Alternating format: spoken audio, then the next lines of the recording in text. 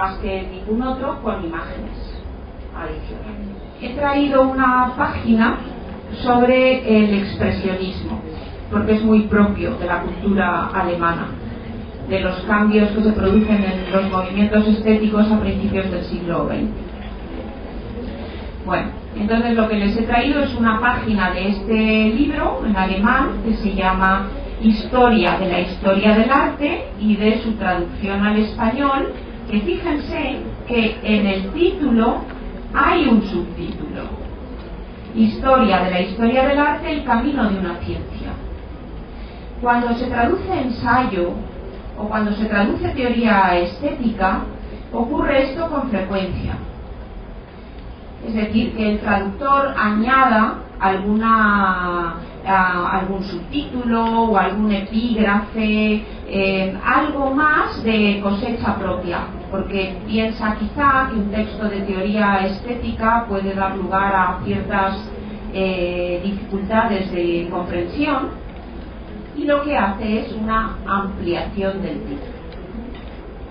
Ya saben que el título es lo último que se pone siempre, lo último que se traduce, porque a veces, ¿no?, una vez que hemos traducido, pues tomamos la decisión de no mantener el título original. Y ahora verán que lo mismo que en la portada ya tenemos un subtítulo, El camino de una ciencia, de Udo Gutermann, cuando vamos al texto en alemán, fíjense que sobrio, ¿no? Bueno, aquí estaba yo muy optimista porque no he escaneado así hacia arriba. Fíjense que también en los capítulos el traductor hace sus anotaciones, sus subtitulaciones: Historia del arte del expresionismo, y un subtítulo: La búsqueda de lo elemental, que no aparece en el texto original. Es que no les dé miedo que se atrevan como traductores a añadir algo o a omitir, siempre que esté justificado, porque ven que se hace, y en libros que son ensayos, que son libros serios, ¿de acuerdo? Sí. Fíjense lo que ocupa la ficha del catálogo en español. Bueno, pues no me he preocupado de contar las palabras, pero en fin, son estas dos columnas. Arriba tenemos la información técnica del licuado, solamente estas dos columnas. Fíjense ahora, luego lo vuelvo a poner. Fíjense ahora que si vamos al texto en alemán, bueno, si lo midiésemos, ¿no? Veríamos que hay más o menos, por el estilo, la información. Este es el cuadro que he puesto antes. Bueno, ahora vamos al inglés.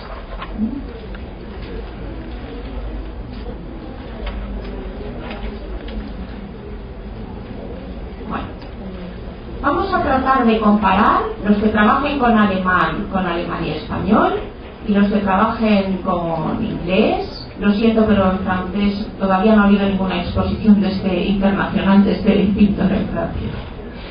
Y los que trabajen con inglés, comparando el texto en inglés y en español, y me hacen sus comentarios.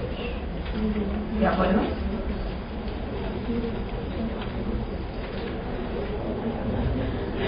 Me preguntaba la profesora Jess que cuál es la lengua original de estas tres fichas de catálogo de exposiciones. La lengua original es el holandés.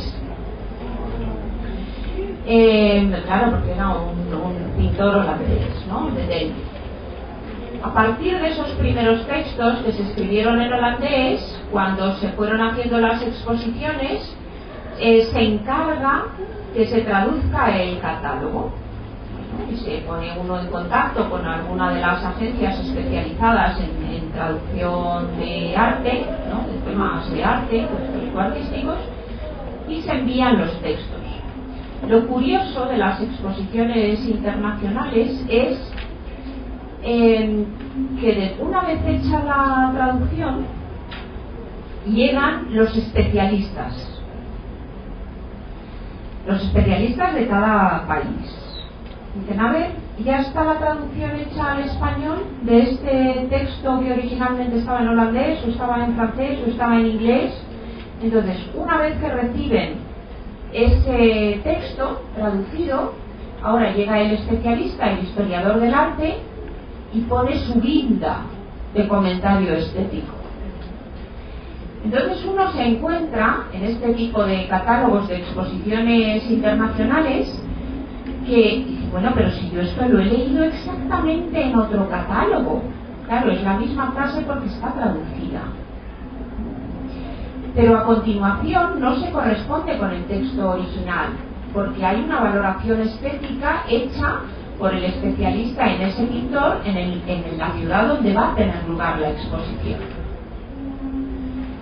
Entonces se utiliza en estos casos el trabajo del traductor como un primer documento de trabajo para tener los datos técnicos y lo que otros han dicho sobre esas fichas de catálogos se reutiliza. Eso que a veces se llama practicar la intertextualidad. Pero no nos confundamos, porque una cosa es la intertextualidad y otra cosa es el recorte íntegro. Bueno, y eso se nota, por ejemplo, si miran con detenimiento esos textos, se darán cuenta que algunos párrafos se parecen mucho entre una lengua y otra, mientras que otros no. Incluso, por ejemplo, en algunas de las fichas se está haciendo alusión a otras obras similares de ese mismo artista. Y se incluye dentro ese otro comentario de esa otra obra porque se parece a la que estamos presentando. Es un buen material, por ejemplo, para clases de traducción, para ver semejanzas, para ver diferencias, para ver qué se ha podido tomar del idioma anterior al que se tradujo, y un poco como trabajo de investigación para analizar la lengua y para analizar cómo se ha hecho esa traslación. Pues es un buen material de trabajo, los catálogos de exposiciones. Y eso, por ejemplo, aquí lo pueden utilizar. Hoy he visto en el Museo Nacional de la Nación, que bueno, no había catálogo de las obras expuestas, pero sí en los paneles informativos. Los paneles informativos están en 4 idiomas. Están en español, en inglés, en francés y en portugués.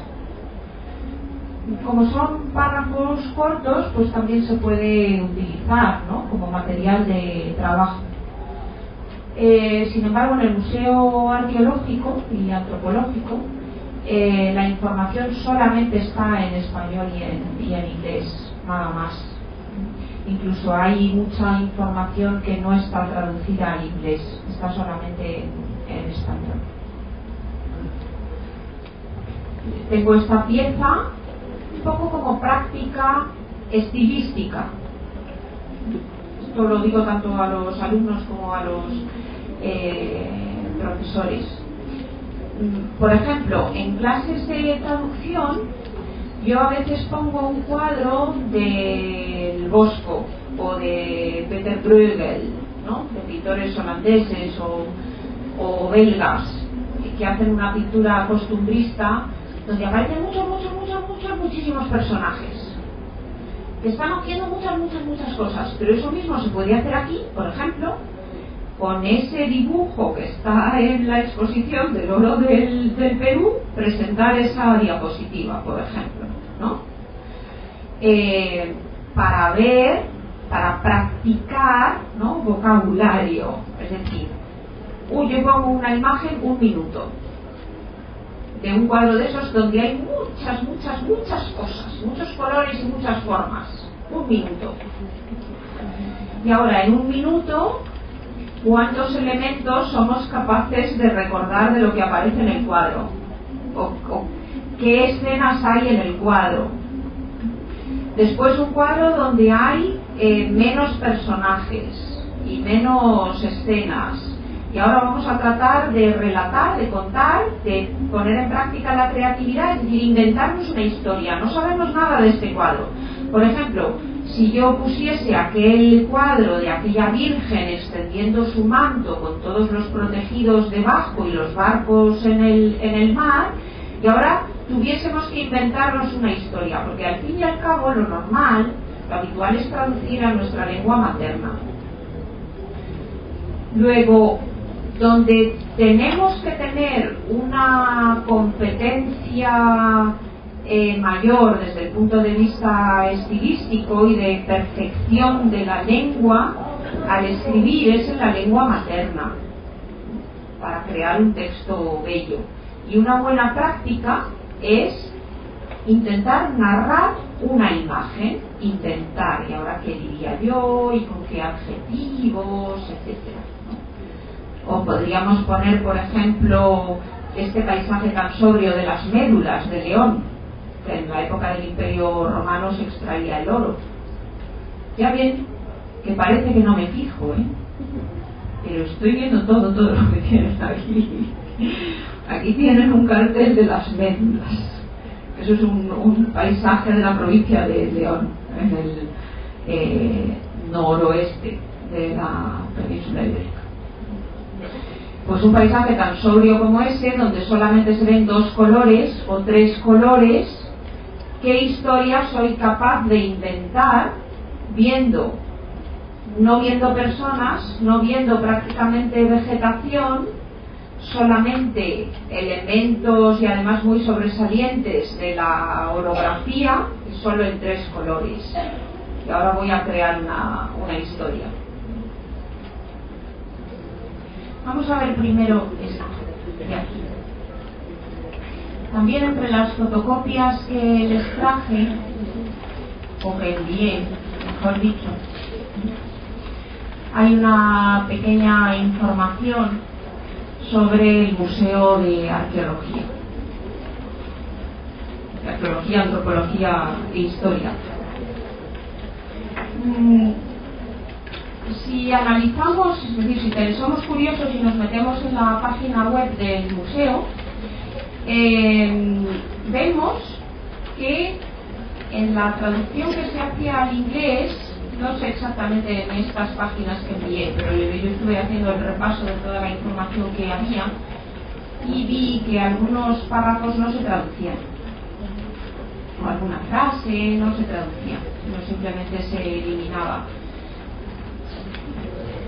No es que fuese una información absolutamente relevante y que si falta esa información no íbamos a saber, qué sé yo, algo absolutamente fundamental del museo, pero bueno, sí es una información importante que no hay por qué quitar, ¿no? Entonces eso nos puede dar la pista de que quizá en ese momento, por prisa o porque el traductor no tuvo tiempo de consultar la documentación para ese término concreto, pues simplemente tomó la decisión de eliminarlo. Pero en esta información que envié, ¿no?, o en las páginas que envié para fotocopiar del museo, también, es decir, hay 3 páginas del museo en español, 3 en inglés, en paralelo, pero envié esta otra página del museo que habla de arte textil y ecología.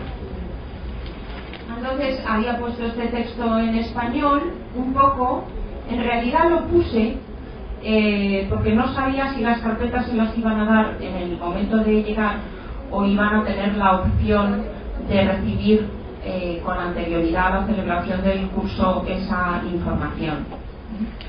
Y lo hice con una segunda intención, el enviar este texto. 1, para ver en primer lugar si la profesora Valdivia decía: Pilar, que te has olvidado de enviarme este texto en inglés. No me dijo nada, así que le debía de agobiar todos los documentos que le envié. Y luego pensé, bueno, si reciben las carpetas un día antes, a lo mejor tienen curiosidad por mirar, ¿no?, qué son esos documentos.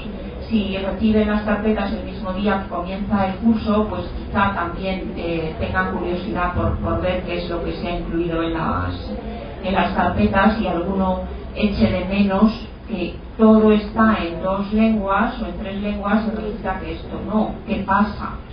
A ver si alguien le reclamaba a la profesora Valdivia, pero tampoco. Bueno. En fin, que aquí tienen un posible trabajo para ofrecer sus servicios al museo. Bueno. Pero además ven que solamente hay una pequeñísima información, ¿no?, sobre la colección de arte textil. Eso sí, es decir, del arte textil, pero cuando pasa a esto que he puesto antes, este texto no, porque este texto se refiere a un proyecto de investigación que se está haciendo en el museo. Es un proyecto de investigación interdisciplinar donde se está analizando la decoración que aparece en los distintos tejidos, tanto flora como fauna, y a lo mejor quizá porque los miembros del proyecto de investigación, al no haber terminado todavía con ese proyecto, pues no quieren que se empiece todavía a ofrecer esa información en otras lenguas. Es decir, sí hay una información en inglés general de los textiles, pero no en concreto del proyecto de investigación, que además quizás se llama arte textil y ecología. Vamos a ver, en primer lugar, a ver esa página 2 páginas.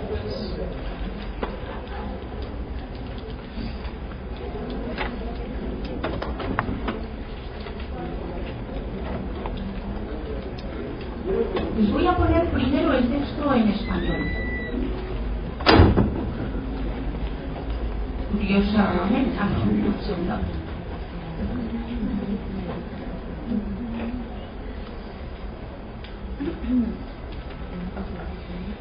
En esta página, fíjense, ¿no?, es decir, lo que me interesa, ¿por qué les pongo este texto en español? Se lo pongo porque si nosotros o llegase a nuestras manos este texto directamente en español sin saber quién es el autor o la autora en este caso, yo creo, excepto en 1 o 2 detalles que a lo mejor se dan cuenta, ¿no?, pero yo creo que no notarían que es una traducción. Pensarían que es un texto escrito directamente en español. Cuando leemos un texto de una forma absolutamente fluida y pensamos que forma parte ya de nuestra cultura, eso siempre es indicativo de que la traducción está muy bien hecha. Si leemos un texto en nuestra lengua materna y de pronto nos paramos porque no hay fluidez en la lectura,